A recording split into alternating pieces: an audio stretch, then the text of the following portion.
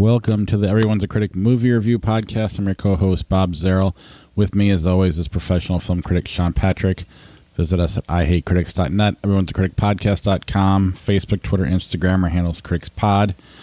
Listen to us at Apple Podcasts, Google Podcasts, Spotify, Stitcher, Alexa, all your podcatchers. And if you leave a 5-star review, we will read the review on the air, and that we're also doing a giveaway on our social media pages. Go ahead and tell them a little bit about that, Sean. Yeah, if you give us a 5-star review and you let us know you did it, so we're going to give you a Blu-ray of your choice of now 4 different movies that we have, 2 of which will be announced tomorrow on our Facebook page. So be sure to check that out there. And, of course, leave a 5-star review wherever you listen to us. And when you do, we'll be sure to happily set you up with your own Blu-ray copy. Yeah, but be sure to let us know, and you can do it on any of the social media platforms, or you can email us at critics@ihatecritics.net. And if we've missed it, remind us. There's a lot of stuff that goes through there.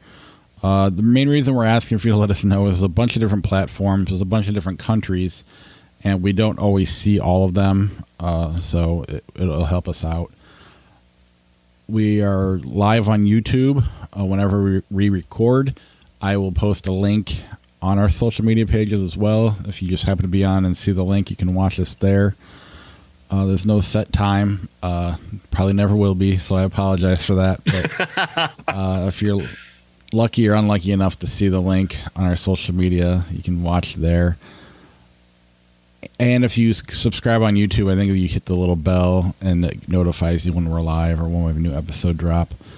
We also have our patreon.com/criticspod, the best way to help support the podcast. We also have our TeePublic merch page. If you go to ihatecritics.net and click on the TeePublic link up in the right-hand corner, you can get yourself some podcast merch. All right. I think that's everything. So let's share the screen for our YouTube folks. And we will start with our undisputed classic. Do things a little differently this week. Our classic. You really just want to get this out of the way, don't you? Well, I'm interested in talking about it a little bit, but not, I don't know. Yeah. It's Space Jam. Space Jam's our classic, but it's because I'm such a big Michael Jordan fan. There's a bit of a guilty pleasure there, but not. And I'm a big Bill Murray fan, and I mean none of it's like the best thing either one of them I've ever done, but there's enough there that I don't mind it. It's kind of like my Lord of the Rings argument, where I like Michael Jordan so much that I'll watch him in anything, even if he's not even good in it, because I mean he's not a great actor, but he's right. Such a great basketball player, the best ever. That I just like being in that world wherever he's. I just like watching him on TV. The Last Dance, I watch that all the time. I go to bed watching that now. It's kind of been my new South Park movie, or my new. I just like being in the world, so I can handle this world with Jordan in it. But go ahead. I don't hate this movie because it knows what it is. It's not lying to you. Right. No one's lying to you about what this movie is. If you went into Space Jam looking to see a movie and then were shocked that you came out after watching a commercial about hot brand synergy and notable IP, then that's on you. Because they didn't lie to you 1 second. They never pretended this was a movie. They always said that this was brand synergy, expanding the Jordan brand and kind of reviving the Looney Tunes brand, as it were. And I appreciate it from that perspective. I think that Space Jam has received a reevaluation over recent years, not because it's any good, but because it has a sort of cheesy nostalgia for being among the first nakedly commercial movies, the really like where we dropped the pretense. Like other movies prior to this have had branding and have had corporate ties behind it and so on, but Space Jam is the one where it's right in your face, like it's just shoving it right down your throat that this is what brand synergy truly is. They've got merchandise in the movie. I think if you click on something in the movie, you can buy it. If they haven't, that's what the next Space Jam will be. Say, you couldn't click on movies at that point. But the bottom line is that you knew what you were getting into, and I was as I was reviewing it, I was kind of admonishing any audiences who are thinking negatively of this movie, because again, they never lied to you. This is what it was. This is what it always meant to be. It was never going to be anything more. And if you expect anything more, then you're only beating yourself up. If you were expecting a movie when you went to see Space Jam, you're fooling yourself. And so that's why critics don't talk about this movie, because why would you? What is there to talk about in this movie? There's no movie here. This is about Michael Jordan happens to have a broader appeal than Looney Tunes. So if we at Warner Media want to revive the Looney Tunes brand, we hook it to Michael Jordan and he gives it new life, which he did. Absolutely. Looney Tunes was an IP that was aging very much at this point, and while they still had cartoons and they still had various attempts at reviving it, this is what really brought it back to the forefront. And again, that's why we're talking about it again in just a few minutes. Is the same thing, is that as the brand sort of dies down, you need a new way to revive it, and that's what this is. So I don't hate Space Jam, but I have a theory on Space Jam and why people still talk about it. It's nothing to do with anybody actually enjoying this movie, not really enjoying it. You may enjoy like Jordan himself, or maybe you enjoy kind of the idea of Bugs Bunny. This isn't Bugs Bunny, guys. This is not the Bugs Bunny of the 30s, 40s, and 50s. This is a different character altogether. He just happens to be called Bugs Bunny. No, the reason people remember this is the song. I Believe I Can Fly is the lasting legacy of Space Jam. Regardless of R. Kelly being an absolute monster who's very deservedly behind bars, that song remains like one of the great songs of the 90s. Everybody remembers it. Everybody knows the words. It's still to this day inescapable. TikTok has even brought it back again and again and again. And that's the lasting legacy of Space Jam. That's why anybody remembers it. Because even Jordan barely remembers being in Space Jam. Yeah, I mean, like you said, you can enjoy this. You just can't. You're not enjoying the movie. You're enjoying something. I enjoyed his commercials. The Michael Jordan interactive experience. Right. I mean, it's technically a movie, but it's not a movie. It's they're not pretending. Everybody knows what they're doing, and because of that, it's halfway fun. I believe I called it a narrative form colloquially known as the movie. Right. But even the little bit of Bill Murray stuff, as dumb as it is, it's he doesn't care and he's just going to say whatever he wants. But they don't care either, and they're letting him do it. And that's what's so neat about it. And even having the other NBA stars who are like A-list stars compared to what's in the new one. Again, none of it was good, but it was just kind of it was goofy enough, and they were having fun. And I mean, I always go back to that Grown Ups reference where they had fun making that movie, but it does not translate on screen.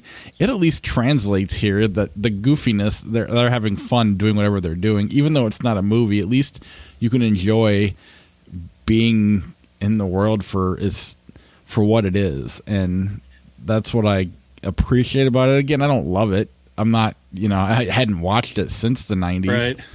But it doesn't overstay its welcome either. That helps, right? Like, it gets in and out as good as quickly as possible, whereas the second one fails that test pretty miserably.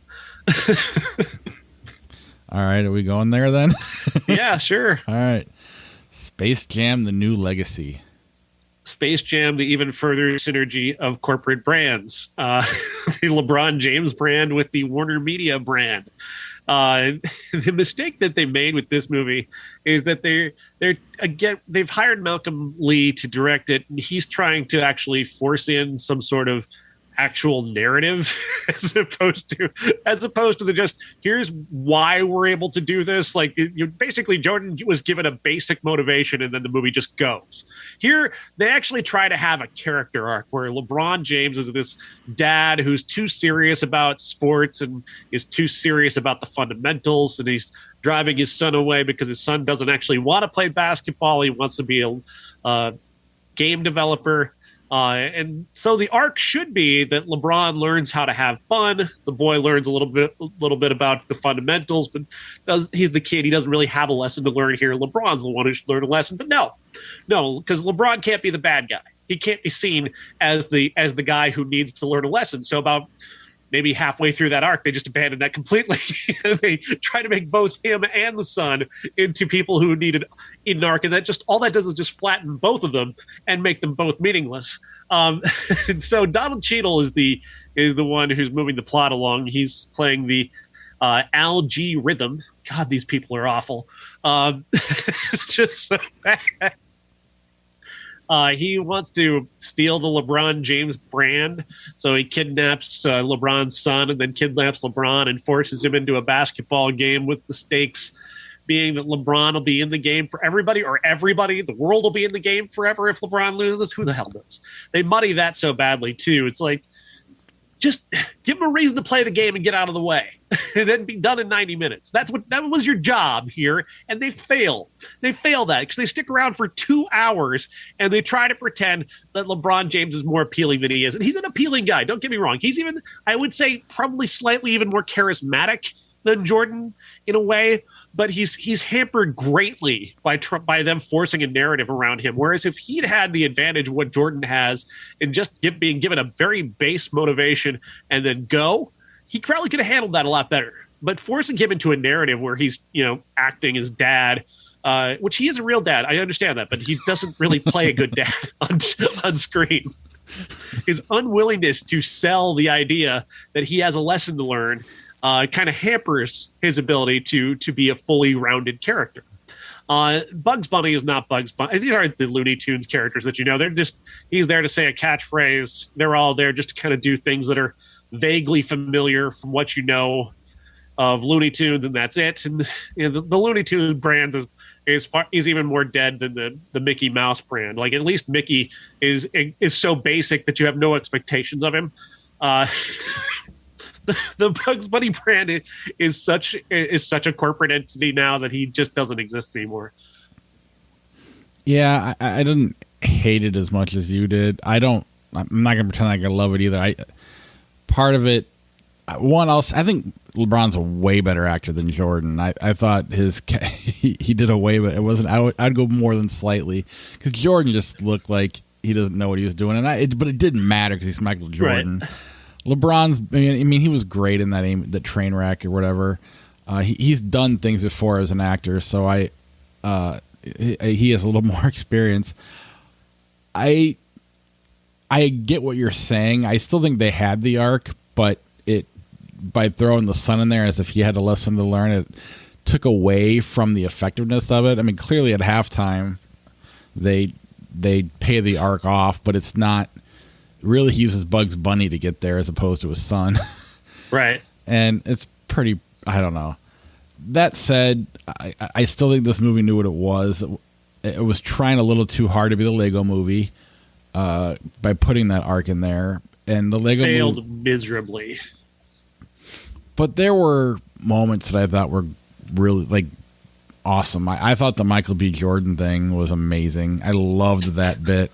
As stupid as it was, and I can't believe I didn't see it coming, it was just genius. And say, why didn't you get Michael A. Jordan? I don't know. I thought that kind of saved the whole movie just by having that moment. I love the Mad Max Fury Road, bringing that in here. My son watching the whole time kept yelling copyright infringement or something like that. And I was like, no, they own it. And he was like, they must own everything. The Warner Media brand very well integrated with the LeBron James brand. Very well. Yeah. And it's not a great story by any means, but it's simple enough that it gets through. I don't know what the deal is, why we need long movies all of a sudden. It seems like all of our blockbusters have to be at least 2 hours long, if not longer anymore, and I don't get the need for that. This be 77 minutes. they needed 77 minutes for this movie. That's all they needed. And quite frankly, if they had, it probably would have been. You probably would like it more. You know what I'm saying? I would. I very much would. Because I think the arc is there, but they, like you said, they flatten it, and if you take out the stuff to flatten it, you have a pretty solid, fun movie that's still a corporate. Commercial, but it's still fun for a corporate commercial.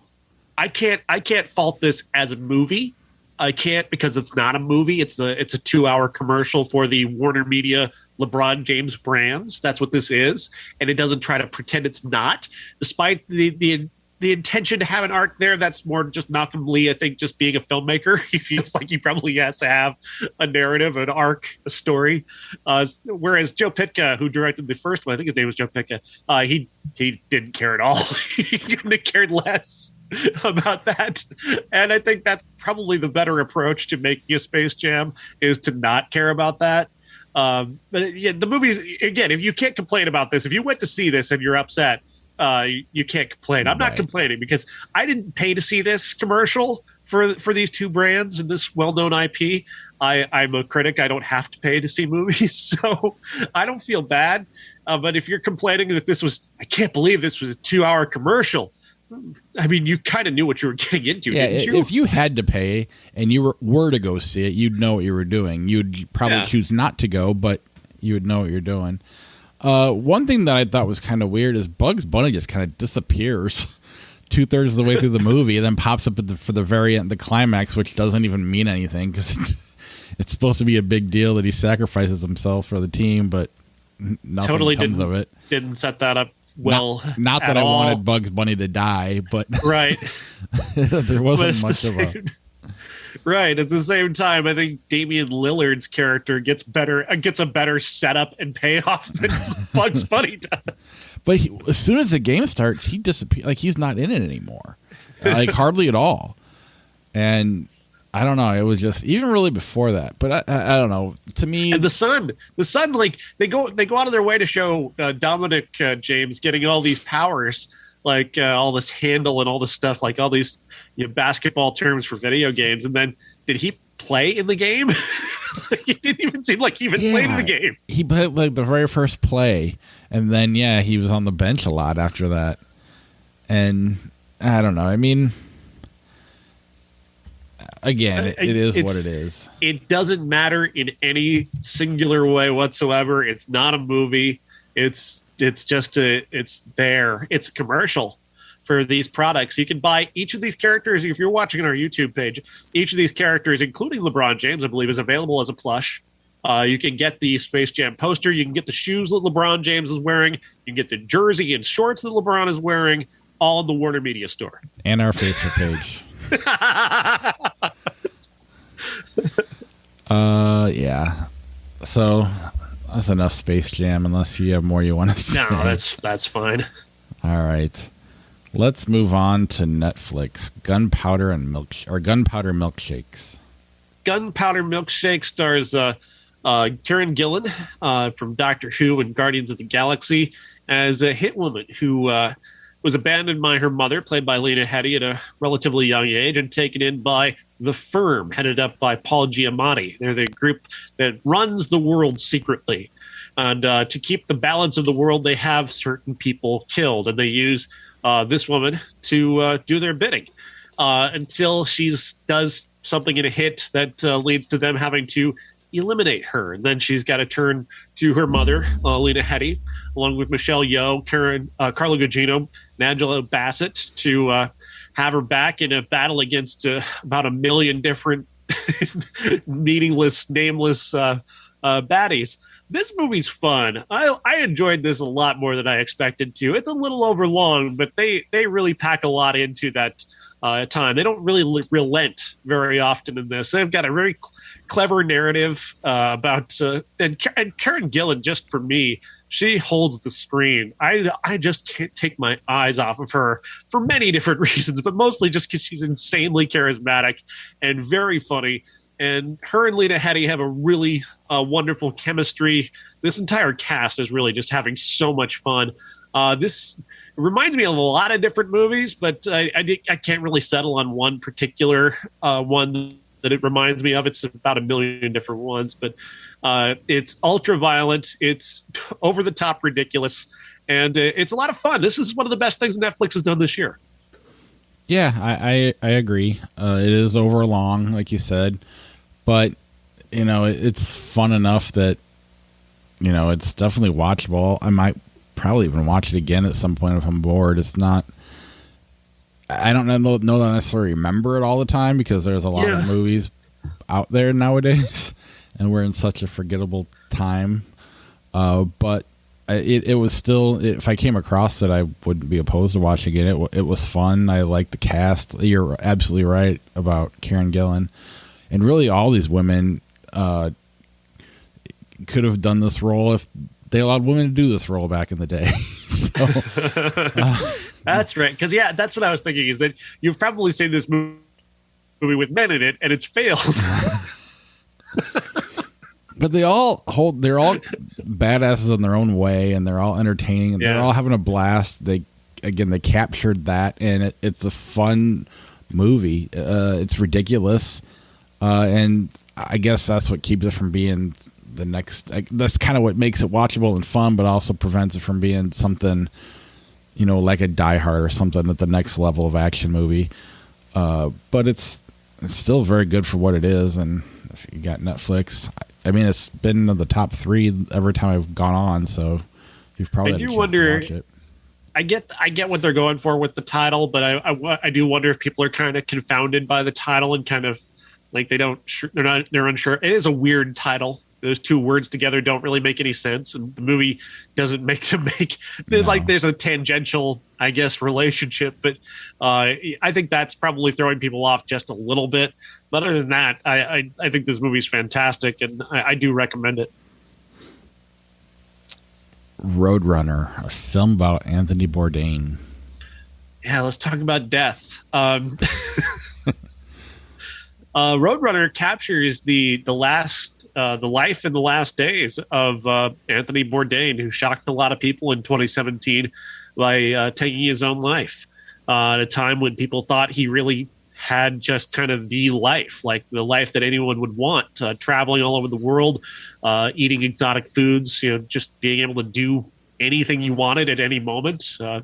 He was in Paris, or he was in France, in this beautiful area of France, with his best friend, enjoying great food and driving a cool car, and he still in that frame of mind, in that place, he still decided to kill himself, and it just kind of leaves you just baffled and fascinated. And so this movie picks up the narrative of him in the late 1990s when he became a success at the age of 48, having written Kitchen Confidential, and it goes to number 1 on the bestsellers list, and then he gets a TV show and then another TV show, and all the while he seems happy, but also he also seems there's not an undercurrent of sadness per se, but just this kind of constant longing for something else, constant search for something. And one of his friends has this really fascinating statement, because one of the things that Bourdain is known for before he became a global superstar was that he was a heroin addict. And he famously quit heroin cold turkey, which any heroin addict I've ever talked to and heard from has stated that's hardly possible. Like, they can't, it is superhuman, the notion that someone could just stop using heroin. And what his friend says in the interview is that he never stopped being an addict. The addiction jumped. It jumped to other things. So the addiction would be, travel. The addiction would be a particular kind of food. The addiction would be, he got into jujitsu really heavy, like to the point where he was annoying people with how into jujitsu he was. Like, his friends would get tired of him talking about it for hours on end. He was obsessed. And one of his obsessions eventually became his last girlfriend, who is a well-known actress, Asia Argento. And when that relationship goes wrong and he's desperately addicted to her, you don't want to blame. They're not trying to necessarily blame her for what happens, but certainly they don't necessarily let her off the hook for her role in how she treated their relationship, considering his personality and what she may or may not have known of him at the time. But at the same time, you can't be responsible for somebody becoming addicted to you. If that happens, it's not your fault if they burn themselves out in that way. You can't be burdened with that. No human being could take that level of obsession, to have somebody addicted to you, as this film implies that Bourdain may have been addicted to her and everything about her. Even the Me Too movement became part of his addiction. And trying to get Harvey Weinstein for what he did to Asia Argento became this obsession for him. He was so obsessed with Asia Argento that at one point he was in an interview, he would not stop talking about her ability to parallel park a car. And he just, to the point where she is visibly uncomfortable with the amount and just the time that he's taking up of their time to talk about this. And it's an awkward and hard to watch scene. And that's what makes this movie so endlessly fascinating. So they're not claiming he had a history of depression at all? They just... I mean, not necessarily. There's really not much talk about him having any sort of depression. He obviously may have. There's certainly I'm sure that's probably part of it somewhere, but it's not really anything that's diagnosed. He did see a therapist occasionally when he felt like it, but there's no real talk of any like long-term depressions. And Asia Argento is not part of the film, correct? Right. Yeah. She refused to be part of it. Well, I heard they wouldn't let her. I read an interview with the filmmakers didn't want to do anything. Every time they kept working her story in, but they kept taking a narrative they wanted to tell down to a different rabbit hole that they wanted to leave out, which I read, which kind of was like, well, then you're not. It sounds like you have your story made up. So, and again, I don't know. I haven't seen it, but that interview kind of threw me off a little bit. I mean, I know who he is, but I mean, to me, he's like a Kardashian. I don't know anything other than his name. I never saw a second of his TV show. I've never read any of his books. I just kind of know that he exists or existed. So I don't know. He was a deep guy. He was an intelligent guy. He was a fascinating person who did fascinating things. His show was about more than just food and travel. He wanted to expose people to different cultures and tell people's stories on an individual basis. And he tried very hard, but he was also one of the many obsessions that he took on that perhaps was part of his depression. Again, that's not really necessarily mentioned here, but was that he became obsessed with people who were suffering. And if you become obsessed with suffering, it's impossible not to take that in and make that part of yourself. Yeah. All right. Let's move on to Pig. Pig stars Nicolas Cage as a... I initially, when this movie started, I thought it was set in the 1800s because he's so dirty and he's living in a cabin and it's just him and a pig, and there doesn't appear to be any type of modernity whatsoever. And then this car pulls up, this Camaro pulls up, and you're like, oh, it's the modern day. And he lives in a forest outside of Portland with his pig, and he searches for truffles, and he trades the truffles for the things that he needs to get by on a regular basis. And he's got a life that makes him content, which is, I think, what this guy is capable of, is contentment. But then one night, two people break into his cabin and steal his pig.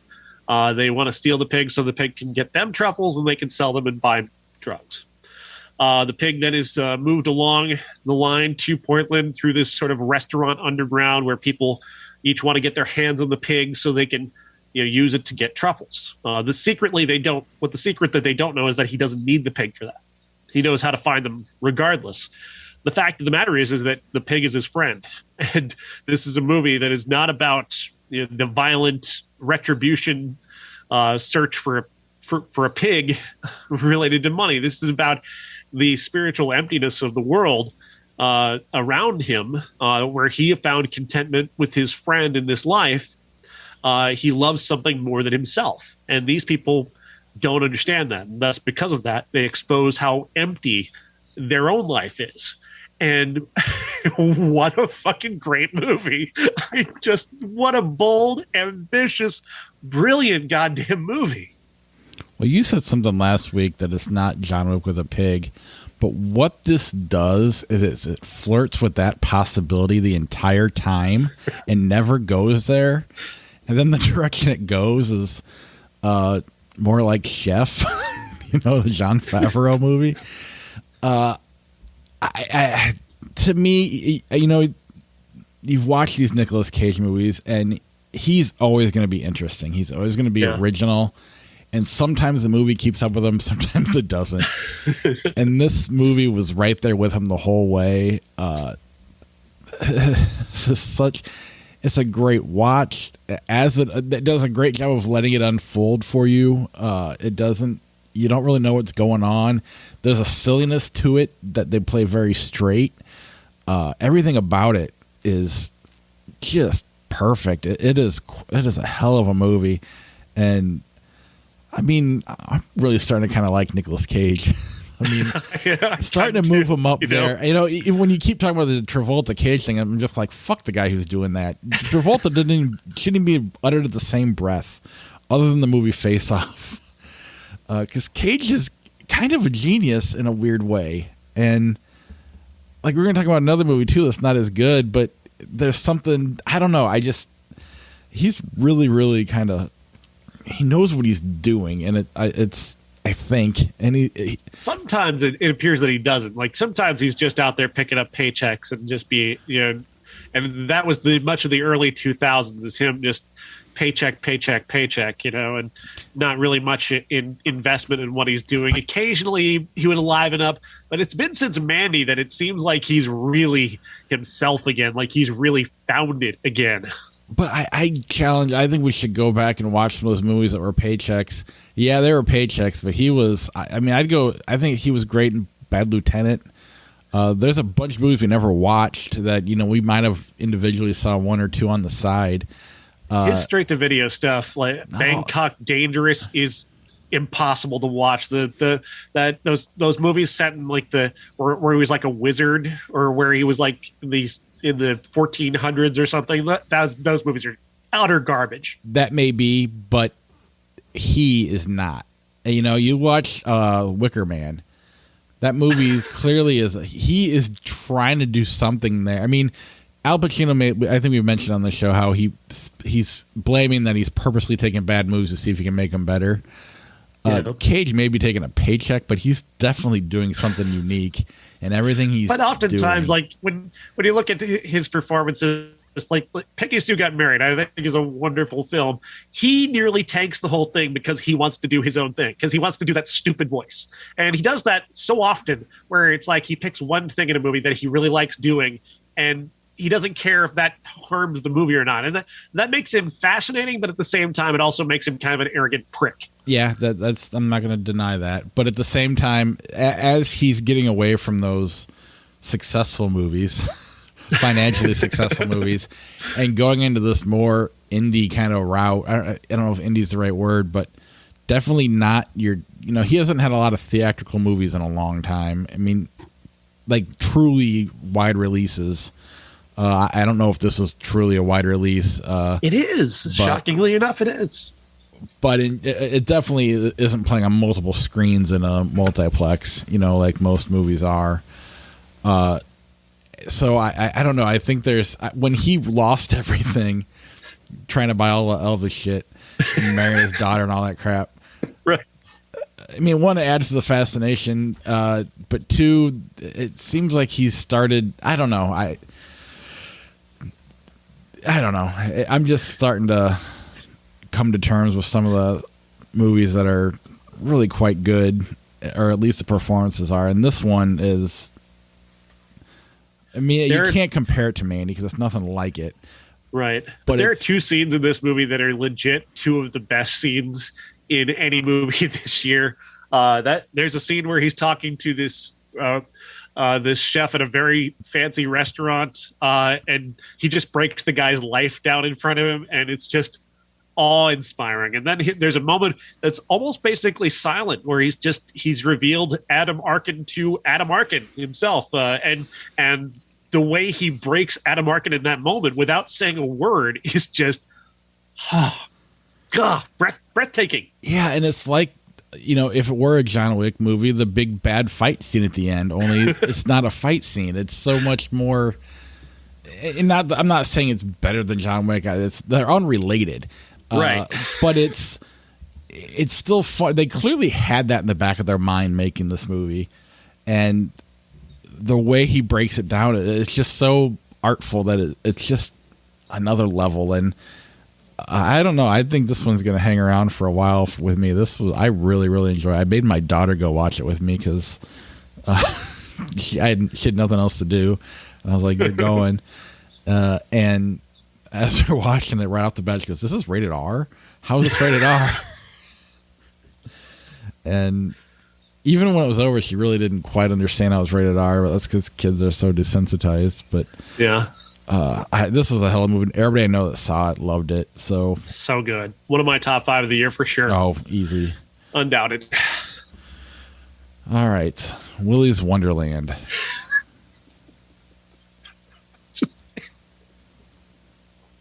Again, I love this movie too. This movie is so completely different, but I just adored it. This movie, how do you even begin to describe what this is? Nicolas Cage plays a guy who gets shanghaied into working at this place called Willy's Wonderland, where he's the only employee. His job is to spend the night at Willy's Wonderland and clean the place. And what he doesn't know is that he's going to be this unwitting sacrifice to these satanic mechanical animals in the place that the town has been kind of keeping up. They kind of feed the animal every now and then with this outsiders they capture from the world. And they captured the wrong guy this time because he was more than ready for this bizarre situation. And of course, Nicolas Cage was ready to be attacked by animatronic animals. Of course he was. I mean, this movie, he plays it entirely silent, says not a word, maybe a couple of grunts. That's right. It. And the rest of the movie is just completely silent. And I loved every second of it. The bizarre decisions that he makes throughout, to where he stopped. At one point, he just stops killing because it's break time. He's got to go have his punch pop and play a video game, and then he'll get back to killing these things. There's these kids in town, and they're only there to kind of extend the runtime. They're really in the way. Right. You can do entirely without the kids in this movie, and they do drag down a portion of this film for sure, just by basically providing a body count. Although the one young lady does provide some sort of. She provides some narrative function. She provides some emotionality that would otherwise be absent. But my favorite thing about the movie, though, is just his complete dedication to doing the job. Like, yeah, he's being attacked by animatronic demons, but he's also actually cleaning this place. He cleans the bathroom, and then he gets attacked by a gorilla, and he kills the gorilla, and then he fixes the bathroom. God damn it. It's brilliant. That is so. I just could not get enough of that, and I just so wanted to see what it would look like once he cleaned the whole place up. That just became like this element of completion for me. That this needed closure of this whole thing was just his obsession with consistently. Like, not only that, the multiple times he changes his shirt. He'll kill one of these animatronic things and then change his shirt because he got oil on it. He's got to get another Willy's Wonderland shirt. Like, just these weird little things that he's obsessed with. I could not get enough of it. And, I'm adding things to this movie, as a viewer, but I can't help. Like, the kids get in the way and do bring the movie down. Yeah. Almost to the point where the movie doesn't work. But he elevates it so much so that it's his movie, and without him, it's literally nobody else could be in this movie and make this even halfway work. My wife was like, "This is like something your brother would do, only you put Nicolas Cage in it to actually make it good." And it is. I mean, that's this director deserves no credit whatsoever. Nicolas Cage did everything. He had to have. I don't know. It's such a small movie that he. That said, there's one thing about that. I can't prove this. I have no evidence for this whatsoever. I have the feeling that Cage just told the director, "I don't talk." Yeah. And the guy's like, "Well, you're Nicolas Cage. I want you in my movie, so yeah, you don't talk." I feel like he brought his 6-pack of the soda, whatever it was. The shirt changing was his idea. All of that, and maybe none of it's true, but it felt that way. And maybe it's not true, and the director made it feel that way, and that maybe he really is a genius. But it was just almost like the movie couldn't keep up with Nicolas Cage in some ways. Yeah. But his dedication, they literally had to throw those kids in there just to slow down those. Like, Nick, we can't have you kill all of them in a row. We have to have a break in between. We need to know how these. We need somebody to deliver the backstory monologue. And it's get her to do it. And I don't know how movies get pitched to him. I don't know. Like, all of that is fascinating. If I could interview anybody in the world right now, it'd be Nicolas Cage. Just because, and he wouldn't tell me anything because he's such a weird fucking guy. When we went and saw Mandy and they did that Kevin Smith round table thing or whatever it was. Yeah. He came dressed in all gold, and he was just, everything he said was awkward, and oh, yes, it was. It was like a human. It was like an alien wearing a human suit. But it added to the fascination. I don't know. He's either completely unaware or he's totally aware. Either way, it's working for me lately. Yeah, these two movies. I mean, this pair of movies from one actor in 1 year is just phenomenal. This is just fantastic. There's another one we haven't even watched yet, like something about space or out of. There's another one. Color Out of Yeah. Time. Yeah, I didn't even realize that came out this year. Yeah. So next week, Color Out of Time. I want to. Every week there's a new Nicolas Cage movie. Like, I want to go back and watch those Money Grabs with a different frame of reference. I don't necessarily want to watch Con Air or The Rock again, but maybe. I don't know. But this was kind of fun. And thank you, Pig, for coming to the Quad Cities, because without that, I probably don't see this movie. I love Pig. Yeah. All right, 1991. We're not going to talk about it, but Bill and Ted's Bogus Journey came out. I loved it at the time. And then Dutch, never saw it. All my friends did and told me I should have saw it. And it's not available to watch. Failed attempt at creating the Al Bundy, Ed O'Neill brand. Was he Al Bundy already in 91? Yeah. I wasn't allowed to watch that show as a kid, so I don't know when that all started. Next week, Snake Eyes, the G.I. Joe origin. Oh, we should watch. We should watch the Nicolas Cage Snake Eyes instead. I hated that, but we should. It's up to you. I'm up for either one of them. Yeah. You tell me what we're doing. All right. Old from M. Night Shyamalan is coming out. There's a movie called Jolt on Amazon Prime. We may or may not watch that. The Last Letter from Your Lover on Netflix with Shailene Woodley or whatever. How It Ends and Broken Diamonds. You've already seen those. Our classic's either going to be Snake Eyes or This Is the End. Depending on what Sean chooses. And Snake Eyes, and we'll throw in Color Out of Time. I'll do that right now. I'm not kidding. Or is it Color? I can't remember what it's called. Color Out of Space? I think it's something out like of that. space. Yeah, Color and space are in it. Yeah. I'm not kidding. I will end this podcast and I'm going to go watch one of them right now. Yeah, we're doing that. All right, we're definitely doing Snake Eyes in the space movie. 1991, The Doctor, Another You, Life Stinks, Mobsters, and V.I. Warshawski. Not the most entertaining week from 91, so we'll make it fun with Nick Cage. So that is our show. Let's go throw some flick chart at him if you're up for that.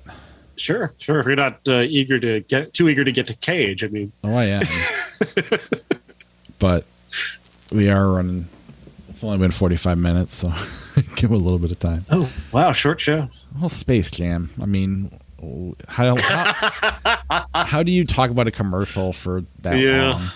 We did pretty good. I agree. Captain America Civil War, The Bone Collector. Captain America Civil War. Yeah. Bone Collector's a pretty big disappointment for Angelina Jolie and Denzel Washington together. Agreed. Spanglish, Don't Tell Mom the Babysitter is Dead. I like Spanglish. As do I. The Duke of Burgundy? Never heard of it. They sound like Ron Burgundy reading the name with the question mark. Aaron Brockovich, the remake of Suspiria. Aaron Brockovich. That Suspiria remake was a joke. Yeah. Sicario, Shutter Island. Sicario. Yeah. So I Married an Ex-Murderer, The Addams Family.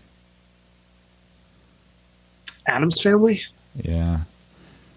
Bar was a little lower on that one. In Bruges, Stranger Than Fiction. Those are two really good movies. In Bruges is better, but yeah, I like both of those a lot. Agreed, but In Bruges sticks around in your head a little longer. The Day the Earth Stood Still, 1951, Scary Movie 3. Day the Earth Stood Still, really, really great classic sci-fi movie. More people need to watch it. Yeah, North by Northwest, All About My Mother. That's tough, actually. Like, Almodovar is a fucking genius, and All About My Mother is absolutely brilliant, but North by Northwest is North by Northwest. Yeah, one of the best of all time. The Town, Enter the Dragon. The Town for me. Yeah. Wait, we're talking about the crime movie, right? I hope so. That poster looked very weird, didn't it? It did not look like the Ben Affleck movie. Yeah. But it was 2010, so I think it was. Yeah, that's a really great movie. Agreed. Aragon, 3 Billboards Outside Ebbing, Missouri. 3 Billboards, Aragon, such garbage. Yeah, The Burbs, Vanilla Sky. Vanilla Sky for me. I should make you flip it, but if I even liked The Burbs a little bit, I would, but I'll just let you have it. Scott Pilgrim versus the World, U.S. Marshals. Scott Pilgrim. Agreed. Jumanji, the original one, The Birds. The Birds. Yep. Step Up Revolution, Man on Fire. The only time I'll ever pick Man on Fire. Be a fun time to go against Man on Fire, though. Hell or High Water, X-Men. Hell or High Water. Agreed. Still remember that movie. So good. Absolutely. So good. Incredibles 2, Man of Steel. Man of Steel. I like my Superman dark. I know I'm very alone in that island. Barton Fink, Deadly Friend. Barton Fink. Yeah. Star Trek 2009, Teen Wolf. Star Trek. I think Teen Wolf's stupid. Agreed. 13 going on 30, Beverly Hills Ninja. 13 going on 30. What an adorable movie. Yes, it is. Back to the Future, Indiana Jones and the Last Crusade. Back to the Future. Swingers, Splash. Swingers. Yes. The Descendants, Kiss Kiss Bang Bang. That's tough, but it's Kiss Kiss Bang Bang. But The Descendants is a very underrated movie. Yeah, I'm going to go with fun over any day. But yeah, I agree. The Imitation Game, It's a Wonderful Life. It's a Wonderful Life. Agreed. Battlefield Earth, Bicycle Thieves. Bicycle Thieves is by a lot. It's a very weird comparison. I mean, Nicolas Cage can make Battlefield Earth work. I think he would be crazy enough that it'd be fun. I want the alternate universe where that happened. Close Encounters. Or Stand By Me. I'll go with you.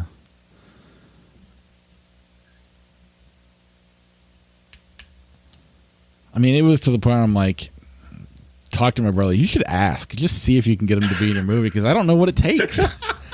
Like, we're coming up on episode 500. I'm thinking about, what if we just reach out and see if we'll be on the podcast? What do we got to lose? Yeah. Alice Doesn't Live Here Anymore, The Lady Killers.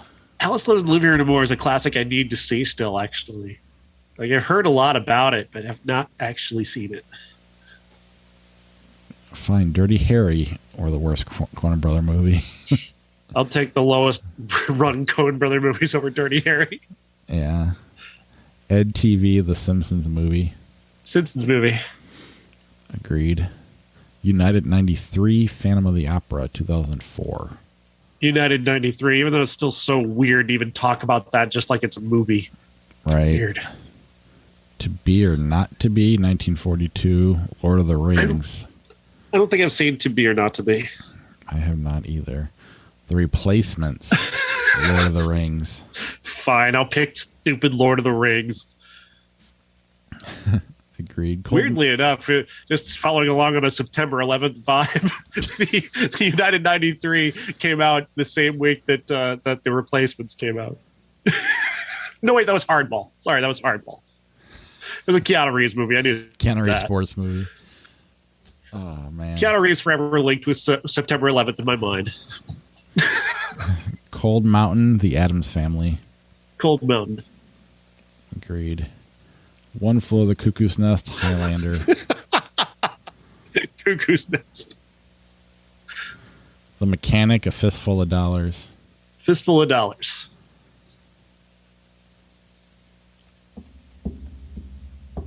Did you see Clerks 3 got money? Really? Yeah. I hadn't heard. Lionsgate bought it. Oh, that's cool. And he starts filming in a month. Very cool. I can't wait to see that. Guess what happens in it? If you had to guess, knowing Kevin Smith, what do you think happens in this movie? Oh, gosh. I have no idea. Randall has a heart attack and then makes a movie about it. Because Kevin Smith had a heart attack and makes movies. I like it. Super Mario Brothers, Starship Troopers. Starship Troopers. Yes. I remember being in high school and all the kids that were the Star Wars nerds talked about that movie like it was going to change the world. And then it was hot flaming garbage. Well, this was after they saw it. So they were like, oh my God. Yeah. And like, I would have never known the actress named Dina Meyer until because they were all talking about her after that. I don't even know why. I've never seen the movie. Harold and Kumar Go to White Castle, Gross Point Blank. Gross Point Blank, but I love both of those movies. I hate Gross Point Blank, but maybe I need to just watch it again. I'm not going to make you flip it. 'Cause I'm not married enough to it. Young Adult, Enemy at the Gates. Young Adult. Love that movie. Joker, Wall-E. Wall-E, buy a lot for me. I would have gone with you, but then you said buy a lot just to like piss on Joker a little bit. I think Joker's good. I hate Joker. I've really come around against it in a big way. I was starting to go with you because you know when you talk to someone every week, it starts to rub off. And then I watched it again. I'm like, wait, this is actually pretty good. So I'll flip it, even though I like Wall-E, and Wall-E wins anyway. Good. Tails for everybody watching at home. They can't see. Not that I'd ever lie about losing every single time. Anchorman 2, The Taking of Beverly Hills. Anchorman 2. 10,000 BC, The Muppets, 2011. Muppets. Titanic, Battlefield Earth. Titanic. I'd like to see that crossover movie. X-Men Apocalypse, Flags of Our Fathers. Flags of Our Fathers. I guess. The Proposal, yeah. Bill and Ted's Excellent Adventure. The Proposal for me. I actually like that movie. I think it's funny. Even when you were talking about Space Jam earlier, I just kept thinking about how because Ryan Reynolds wasn't playing the Bugs Bunny character, and then you were literally saying Bugs Bunny wasn't playing the Bugs Bunny character in Space Jam. I just thought that was really funny. I don't know why. No one at home's going to even probably get it. But On the Waterfront, Sleepless in Seattle. My conception of Bugs Bunny is still the 1950s Bugs Bunny. Oh, no, I'm not disagreeing with you at all.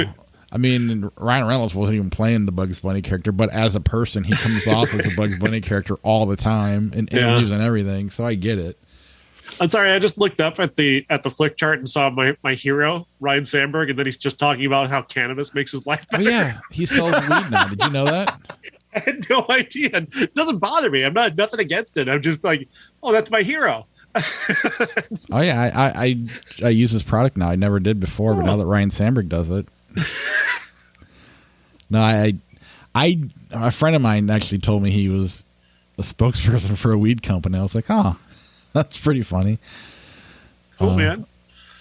Get the money. Yeah, on the waterfront over Sleepless in Seattle for me. Agreed. Beetlejuice, Lethal Weapon 2. Lethal Weapon 2. Agreed completely. Paul Blart, Mall Cop, Varsity Blues. Varsity Blues. I love that movie too much. The Rising of the Moon, The Brothers Grimm. I've not seen The Rising of the Moon. Dave, or The Brothers Grimm. Dave. All right, Kingpin or Apollo 13? That's tough. I think Apollo 13 is a really great movie. It's it's a blockbuster. It's got a very straightforward, kind of well-made, well-intended movie, but Kingpin's fucking hilarious. When's the last time you watched Apollo 13? Are you at all worried about a backdraft? Kind of. This is too much of a movie. Honestly, no. Okay. I think Tom Hanks and Gary Sinise are so great, and especially Sinise. His performance is, I think, better. Obviously, it's way better than Forrest Gump. Forrest Gump's a piece of shit.